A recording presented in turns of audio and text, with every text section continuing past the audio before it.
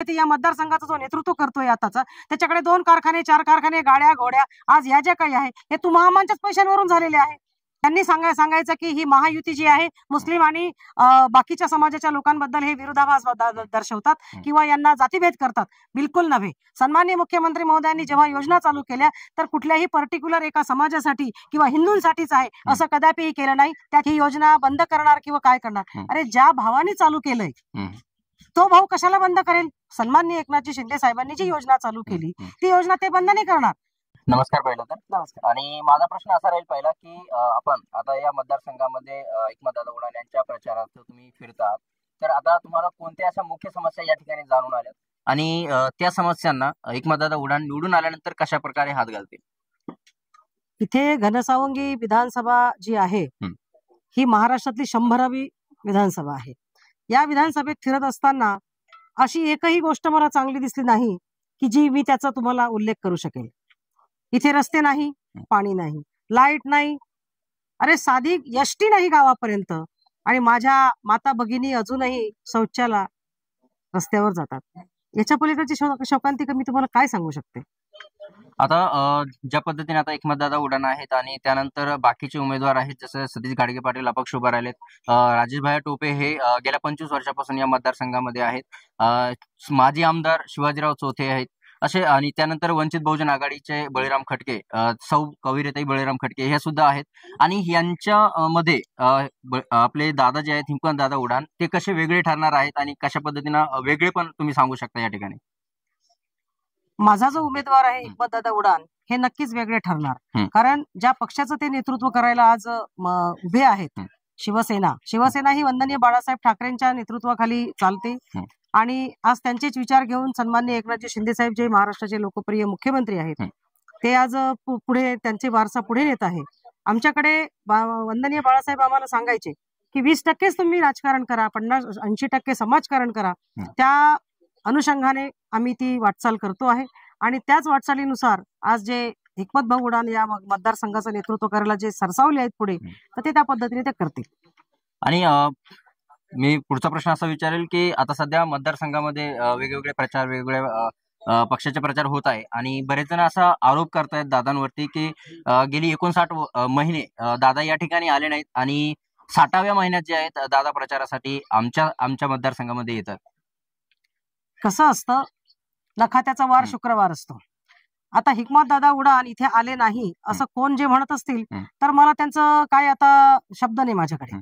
एकनाथदादा उडान या मुंबईत जरी असले तरी आज पूर्ण मतदारसंघातील आरोग्याची सेवा असेल, मुंबईत काही कोणाची कामं असतील किंवा अजून काही त्यांच्या समस्या असतील तर याची उकल करण्यासाठी तुमचे विद्यमान जे कोणी असतील भ्रष्टवादी यांच्याकडे कधीही कोणी जात नव्हतं, जातही नाही. हे सगळे लोक त्यांच्या तिथे जाऊन, मुंबईला जाऊन त्यांची राहण्याची, खाण्याची, पिण्याची व्यवस्था, शिवाय जे काही मतदारसंघातले त्यांच्या पद्धतीने जे सोडवण्याचे जे काही प्रश्न आहे ते त्या पद्धतीने सोडवतच आहे.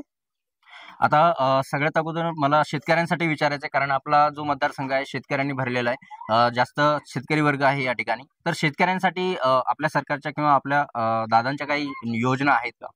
सर्वप्रथम मी तुला या तुझ्या न्यूज चॅनलच्या माध्यमातून सर्व घनसावंगी विधानसभेच्या लोकांना मी आश्वासित करू इच्छिते की का रे बाबा, तुम्हा लोकांना शासन ज्या दिवसापासून 2.5 वर्षापूर्वी जेव्हा मुख्यमंत्री एकनाथजी शिंदे साहेबांनी ही सत्ता हातात घेतली, मुख्यमंत्र्याची धुरा त्यांनी घेतली, त्या दिवसापासून समाजातील एकही घटक त्यांनी कुठल्याही योजनेपासून वंचित ठेवला नाही.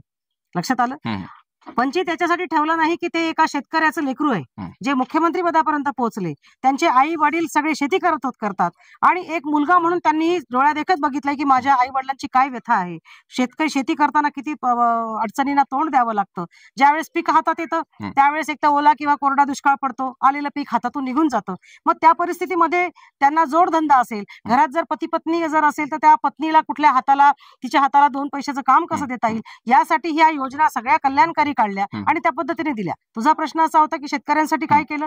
अरे हे 2.5 वर्षापूर्वी, लक्षात आलं का तुला, 2.5 वर्षापूर्वी यांनी ज्याही योजना होत्या शेतकऱ्यांसाठी त्या तर बंद केल्या तुम्ही. मागील त्याला शेततळ साहेबांनी चालू केलं, ज्याला एक तो शिवाराची योजना यांनीच बंद करून टाकली. हे कुठल्या तोंडाने सांगताय की शासन शेतकऱ्यांच्या विरोधात आहे. माझा तुम्ही आता उल्लेख केला लाडकी बहीण योजनेचा, वेगवेगळ्या योजना, आणि त्यात लाडकी बहीण योजनेचा आता सध्या चर्चेत आहे आणि बऱ्याच महिलांना त्याचा फायदा आणि लाभ सुद्धा झालाय. त्यातूनच त्यांनी आपापले उद्योगधंदे सुद्धा सुरू केलेले त्याच 1500 रुपयांमध्ये. तुम्ही बातम्या पण पाहिलेल्या असतील. तर त्याच्यामध्ये मला असा प्रश्न विचारायचा आहे की विरोधकांचा जो आता डंका चालू आहे की ते म्हणतायत की ही जी योजना आहे ही फक्त निवडणुकीसाठी आलेली योजना आहे, याच्या अगोदर ह्या सरकारला किंवा या लोकांना जे आहे या योजनेबद्दल लक्षात का नाही आले? एक लक्षात घे, 50 वर्षापूर्वी 50 वर्षापासून म्हणेल मी, हे राष्ट्रवादी आणि काँग्रेस सत्तेत होतं. यांना त्यावेळेस नाही का दिसला की माझा शेतकरी काय करतो? अरे यांचे नेते तर कृषी मंत्री राहून गेलेले. अरे तुम्ही किमान एखादी जरी योजना काढली असती शेतकऱ्यांच्या कल्याणासाठी तर आता ती परिस्थिती राहिली नसती. दुसरा विषय दुसरा जो प्रश्न आहे की महिलांनी उद्योग चालू केले, ही योजना बंद करणार किंवा काय करणार? अरे ज्या भावाने चालू केलंय तो भाऊ कशाला बंद करेल? सन्माननीय एकनाथजी शिंदे साहेबांनी जी योजना चालू केली ती योजना ते बंद नाही करणार. ज्या दिवशी योजना चालू केली त्या दिवशी हे भ्रष्ट लोक कोर्टात गेले, ह्या योजनेचा वापर योग्य नाही, याच्यावरून कर्ज होईल, अमुक होईल. तिथे नाही समाधान झालं, परत हायकोर्टात गेले, तिथेही यांना चपराक बसली आणि त्याच्यानंतर हेच वल्गना करत होते की आम्हाला ही योजना मान्य नाही, आम्ही सत्तेत आलो तर बंद करू. आणि आम्ही चालू केली ती आम्ही बंद करण्याची कधीच भाषा केली नाही. तर याचा विषय येतो कुठे? म्हणजे ही जी योजना आहे आता संभ्रम आहे लोकांमध्ये, मतदारांमध्ये, लाडक्या बहिणीमध्ये पण सुद्धा मनात चालू आहे की हे नेमकं बंद करतील का, चालू ठेवतील, हे सगळ्या गोष्टी विचार चालू आहे. तुझ्या प्रश्नाचं एकच उत्तर मी सांगते, हे जर सत्तेत आले तर हे सगळं बंद करणार. कारण राजीव गांधी जेव्हा पंतप्रधान होते तेव्हा ते काय सांगायचे की आम्ही जर कुठली योजना काढली तर ती लोकांपर्यंत जी पोहोचत होती, 100 रुपये जर आम्ही लाभार्थ्यांना देण्याचा विचार केला तर ते 10 रुपये पोहोचत होते, 90 रुपये हे खात होते म्हणजे यांचे सगळे घरं भरत होते. तुम्हाला माहिती, या मतदारसंघाचा जो नेतृत्व करतोय आताचा, त्याच्याकडे 2 कारखाने 4 कारखाने, गाड्या घोड्या, आज या ज्या काही आहे हे तुम्हामांच्याच पैशांवरून झालेले आहे. यांना हे कुठल्या तोंडाने आम्हाला उत्तर देतात आहे की तुम्ही अशा पद्धतीने हे बंद होणार आहे म्हणून? बंद करण्याची भाषा तुम्हीच केली आणि निवडून आल्यानंतर आम्ही बंद करू हे सुद्धा तुम्ही सगळ्या मीडियाला तुम्हीच सांगितलेलं. अच्छा, तर माझा आता शेवटचा प्रश्न राहील की आता ह्या आपल्या चॅनलच्या थ्रू तुम्ही मतदारांना काय सांगू इच्छिता? मी तुझ्या या चॅनलच्या माध्यमातून सगळ्या मतदारांना एकच आवाहन करेल की माझ्या मायबाप गरीब जनतेला, सर्व समाजातील घटकांना, मी आता एका राणे उच्चे गावला मुस्लिम समाजांच्या एरियामध्ये बसले, सगळे माझे बांधव माझ्या आठीपाठी उभे आहेत. मी महिलांशी पण संपर्क साधला, त्यांच्या मनामध्ये सुद्धा एक काय आहे, तीव्रतेची लाट आहे की एक अन्याय सहन करण्याची एक मर्यादा असते. यांनी सांगायचं की ही महायुती जी आहे मुस्लिम आणि बाकीच्या समाजाच्या लोकांबद्दल हे विरोधाभास दर्शवतात किंवा यांना जातीभेद करतात. बिलकुल नव्हे. सन्माननीय मुख्यमंत्री महोदयांनी जेव्हा योजना चालू केल्या तर कुठल्याही पर्टिक्युलर एका समाजासाठी किंवा हिंदूंसाठीच आहे असं कदापिही केलं नाही. त्याचे लाभार्थी माझ्या मुस्लिम महिला सुद्धा आहेत.